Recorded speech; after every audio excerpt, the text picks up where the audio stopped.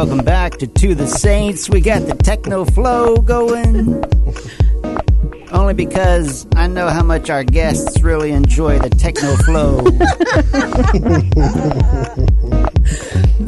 Is that right, guests? That's right. That's absolutely right. All right, great. Hey, you're listening to the Saints. We're glad to have you tuned in. My name is RC. This is Andrew. This is Tyrone. This is Allison. This is Carrie. This is Bridget, and we have with us Caleb and Karlie Esler. Woo-hoo! Yes. Woo-hoo. That's usually where you guys say hello. Hey. Or hey. Hey works too. Awesome. We're excited to be here this morning. We are so excited to have you guys. So little introduction to Caleb and Karlie backstory. We met them in Florida. Mm-hmm. They were part of the church in Gainesville there with us. And what is interesting, yes, I think, about their story is that they just kind of fell into the church in Gainesville.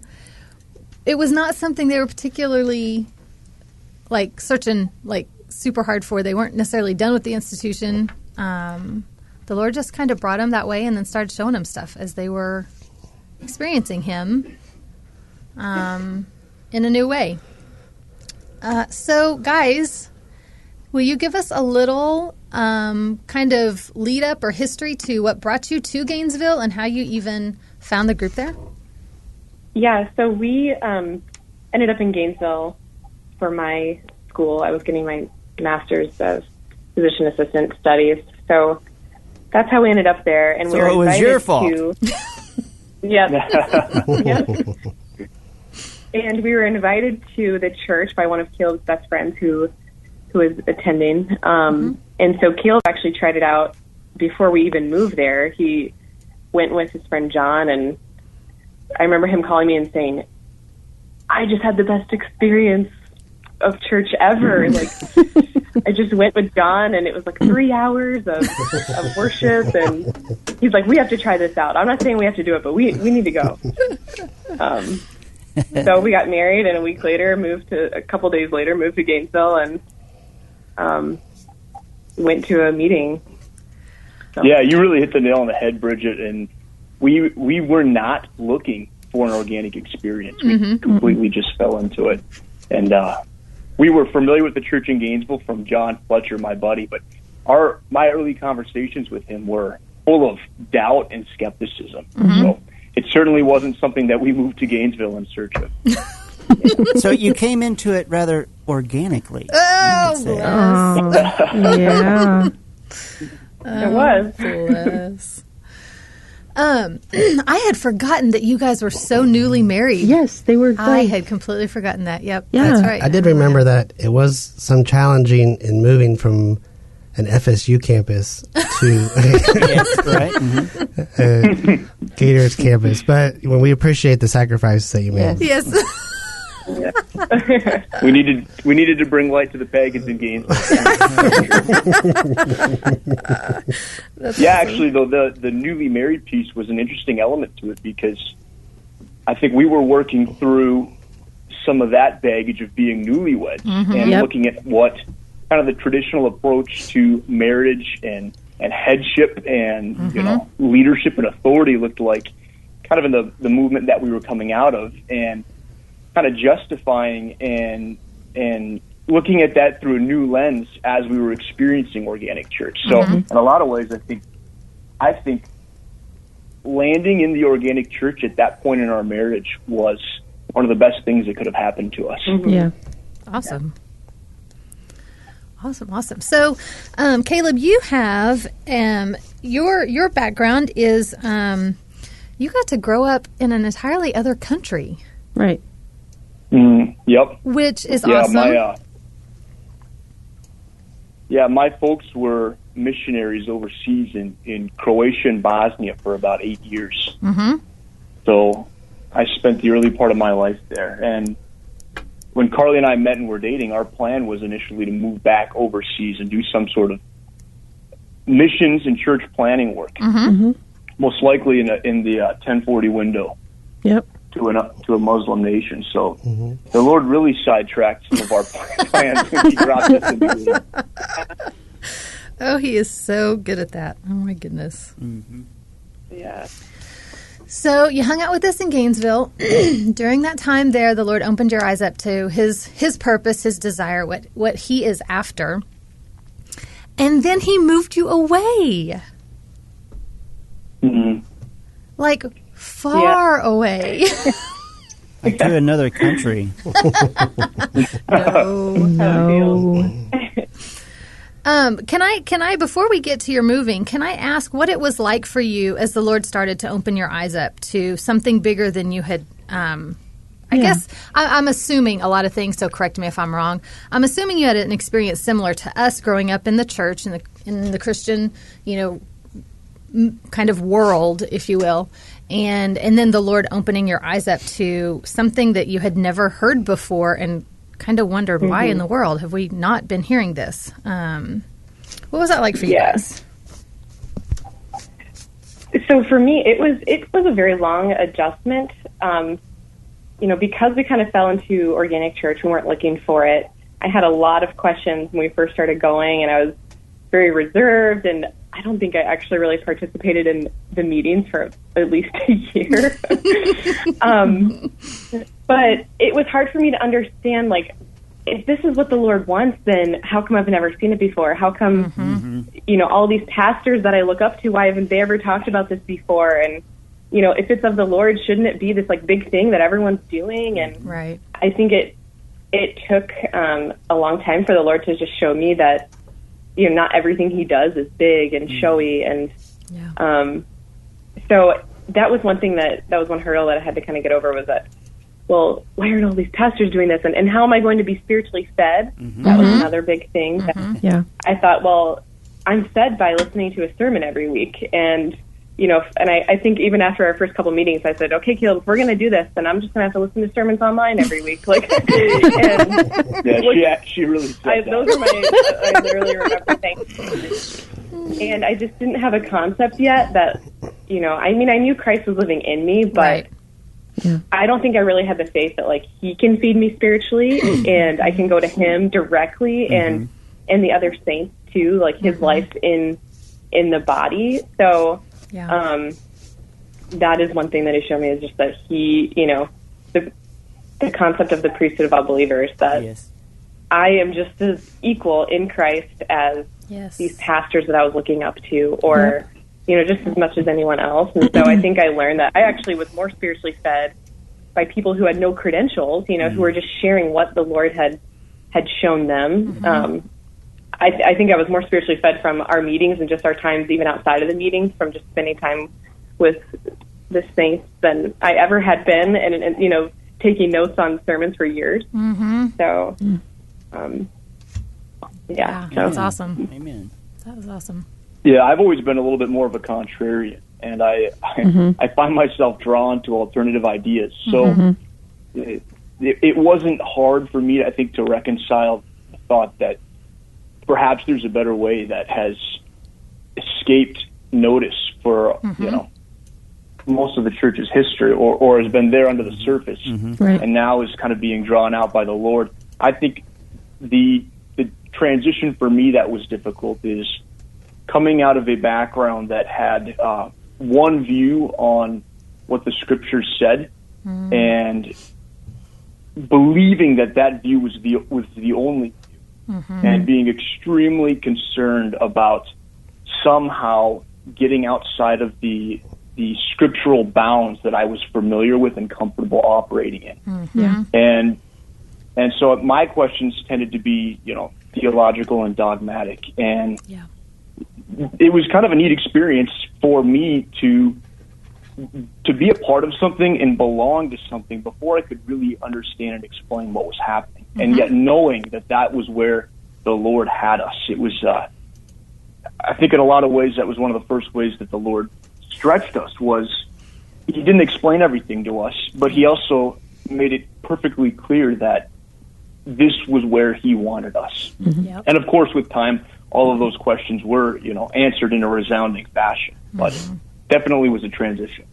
And I think one big piece too was because, our plan was, okay, we're going to finish up this master's and we're going to go overseas somewhere in the Middle East and we're going to be missionaries. And so I remember sitting down with the Walters and saying, so how does being a missionary fit into this? Or, how do we plug this into our missions? It really was. And I think I had never I had never even heard the question of, in our minds, the ultimate calling sort of was to be a missionary, to save the lost. That's what we're here to do, is to save the lost. And I never, until coming into Organic Church, I'd never heard the question of, so what did God want before the fall? What?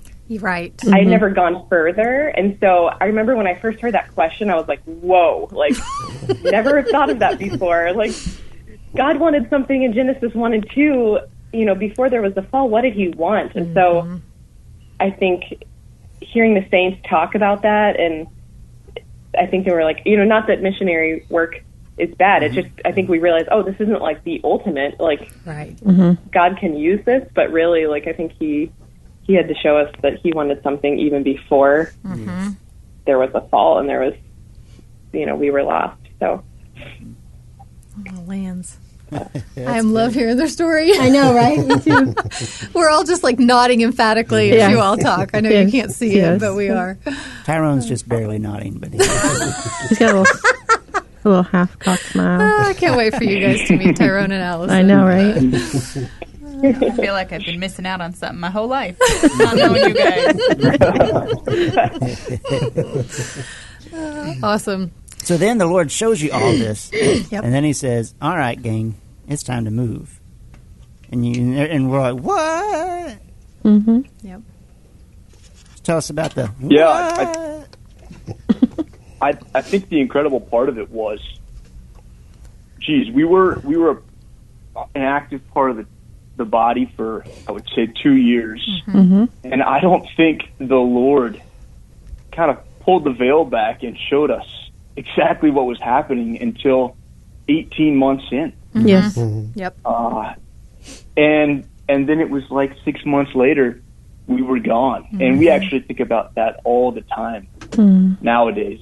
I think we reminisce and wonder, in the middle of a hard week, what would it have been like if we had been anchored in Gainesville longer, understanding what was going on? And I think we even fight the thought that we wasted our first year and a half there. We know the reality is that happened in the Lord's timing. But Right. we definitely spent a year and a half enjoying some of the practicals that we experienced in Organic Church. Every member sharing and seeing how wonderful that was, and the fellowship between the brothers and sisters, and the shared life, and a focus on the church as the Lord's passion instead of the church as a tool to other ministry avenues. We experienced those things and we loved them, but it wasn't until a year and a half in that I think the veil was drawn back and the Lord said, this is why these things are elements of my church. This is why it's in the DNA, but let me show you the big picture. And I almost wonder if he did that so we would realize that it was a work of him and not something that,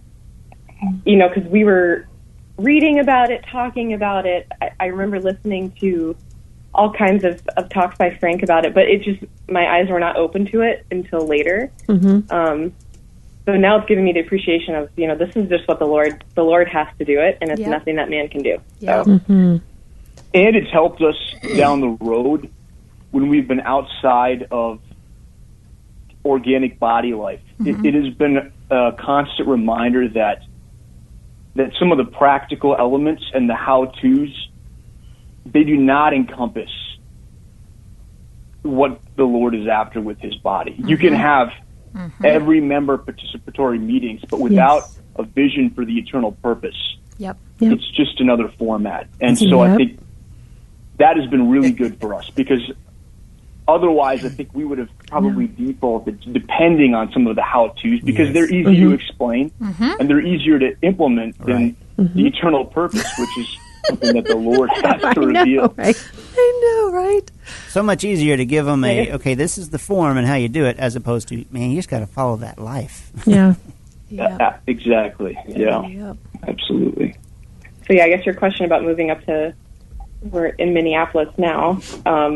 Minnesota. I think the Lord yeah, the Lord has used us moving up here, I think, to one, really solidify his eternal purpose, because, we were so blessed to be in Gainesville, in the church, and moving up here, it was like, okay, we kind of had to not figure it out for ourselves, but it was like we really had to go to the Lord and really depend on him. Like, Lord, what do you want? And he just wouldn't let it go.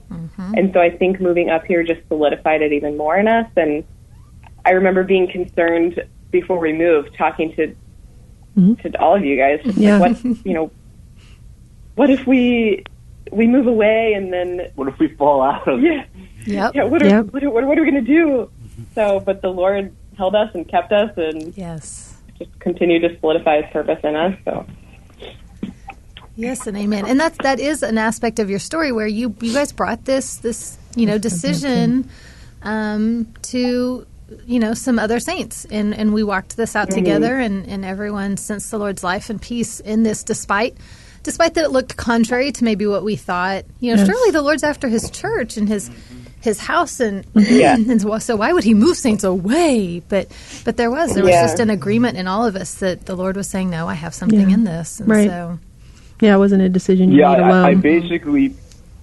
I basically pled with Andrew and RC to tell me that I couldn't go, but they didn't. So it's really y'all's fault.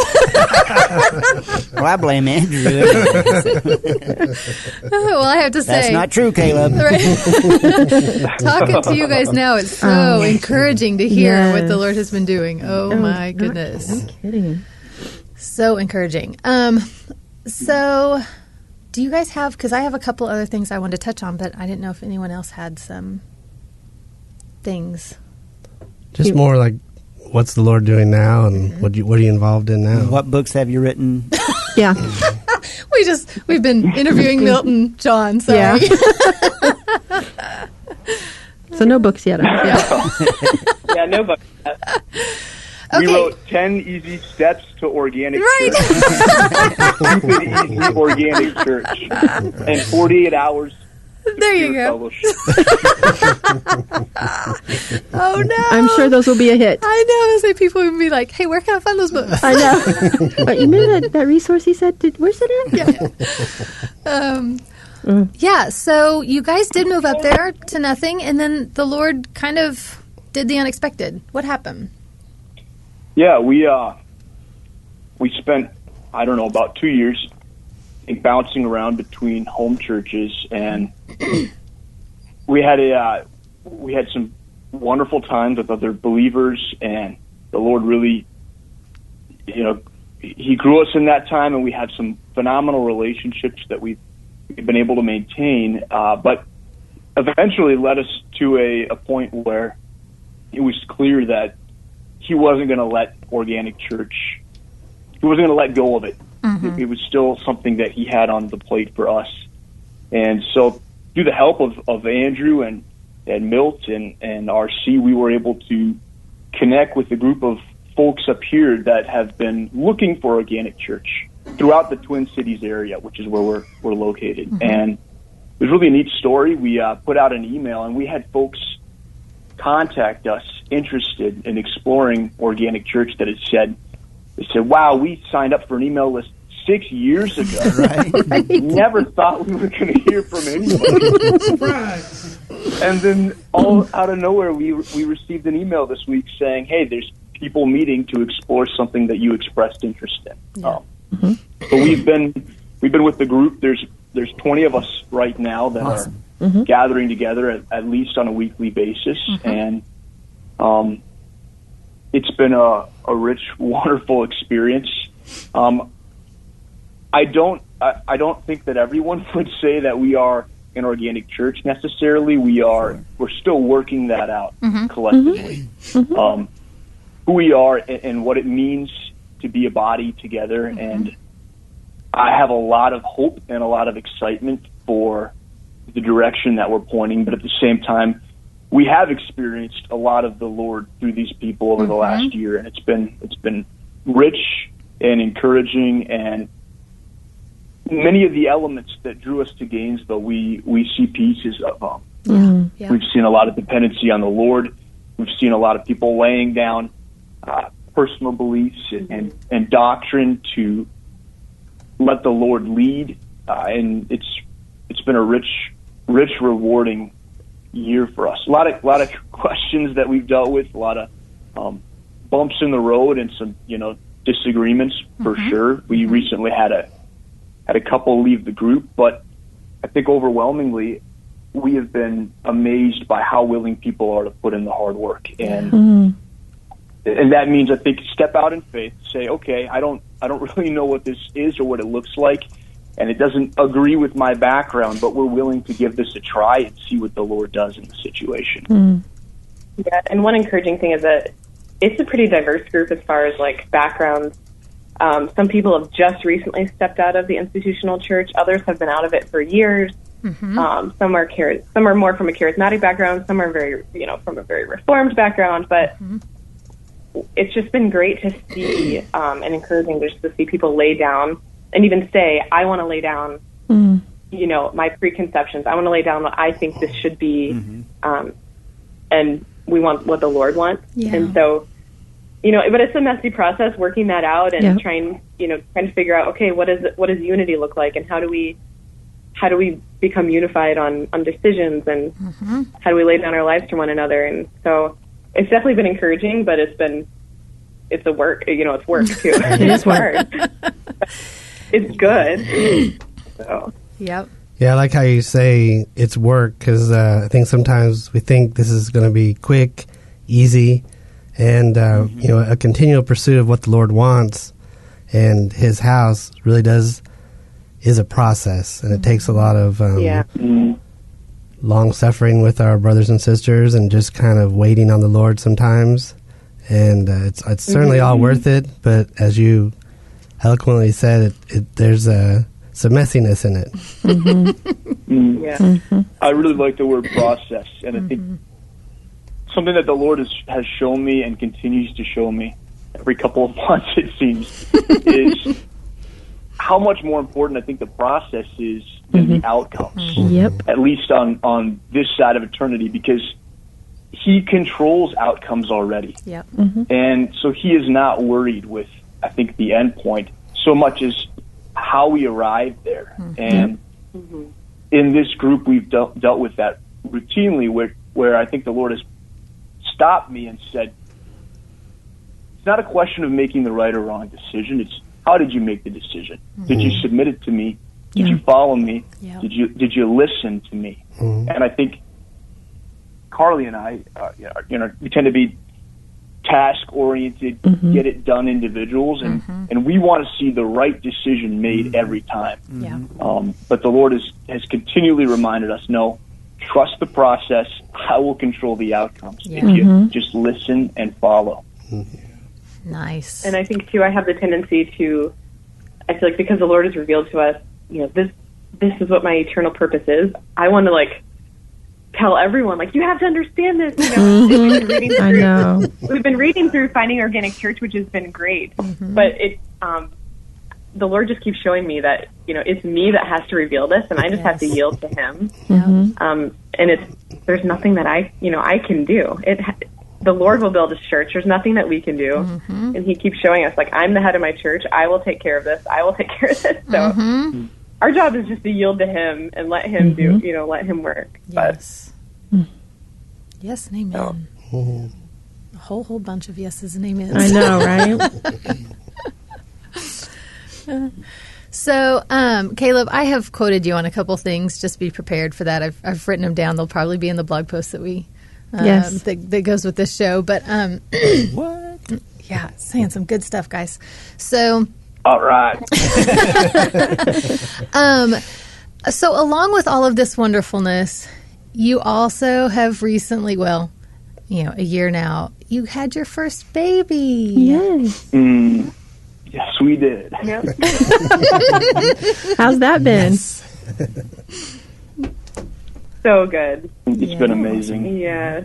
Very hard, but kind of like the church. It's a lot like I was going to ask. Yeah. Hardest thing you've ever done, but... Wouldn't give it up for anything. Yes. Yeah, it's been great. I feel like the Lord, almost every day, it's like there's so many pictures of the Lord in parenting. Oh and my gosh. Yes. like the other day, he was trying to dive off the couch, and I'm like, he's going to kill himself doing this. And then I was trying to stop him, and he was getting mad at me stopping him from diving off the couch. Mm-hmm. And I feel like the Lord was just like, you know, sometimes this is kind of what you try to do. But like, because I was just thinking, you know, I know better than him. Why is he mad at me for, you know, I'm trying to help him. And, you know, just things like that every day, the Lord just gently reminds me, you know, my ways are higher, just trust me. So I'll never forget early on a period where, like babies do, he had difficulties sleeping and eating when we wanted him to. Right. And there was one particular evening where he kind of got in a cycle. He wouldn't sleep, so he was tired, and he wouldn't eat, so he was hungry. And, of course, he couldn't fall asleep because he was hungry, but he was too tired to eat, and it was just this, like, cycle of frustration building within him. And I was trying to rock him to sleep. I was trying to feed him. I was giving it everything for an hour and a half. And finally I just sat there holding him and looking at him cry, thinking, buddy, I have everything you need right here available to you if you would just let me provide it to you instead of fighting. And it was like that thought entered my mind, and the Lord immediately reached down and tapped my shoulder. You know, my beloved son, I have everything you need. Let me provide it to you. Don't struggle. Let me handle it. Every week it's something like that. yeah, it is. Agreed. And it even continues happening when they're teenagers. Can't wait. So, some of us are crying over here because we miss you guys so much. Listen, Austin is a great city. Yes, it is. To vacation in. Yes, finish the sentence. I heard that there's amazing food, too. Yes, there is. It's the And food people. truck capital of the world. Yeah. And of course, people. Yes. I'm not trying to pressure you to move here. You really should move here. But Hey, are you guys you looking at the definitely should conference? visit. And For a good sure time visit. to visit would be this To the Saints conference coming up in July. We are looking for sure. We're really trying to see what strings we need to pull to make it happen. It's a little difficult with both of our work schedules, and then both of our families have weddings around that time. But That's we're important still stuff. optimistic. It is. So we know at least one gentleman from our group is coming down, and we're really, We want to make it work. really excited for you guys to meet him because he's incredible. Awesome. Has But he we registered? would like to be there as well. Well, we would love for you to be here. Obviously, no pressure. We Oh, understand. no, yeah, we We understand. know Early Bird Special is about to Yes. is about Jump to in on expire. that special. We were just planning on staying in the RV with you guys. Oh, Well, okay. yeah. You know. I mean, you can stay in our RV, and we'll stay in your hotel room. Yeah. There you go. I mean, we can work this out. Our kids still love playing Mafia.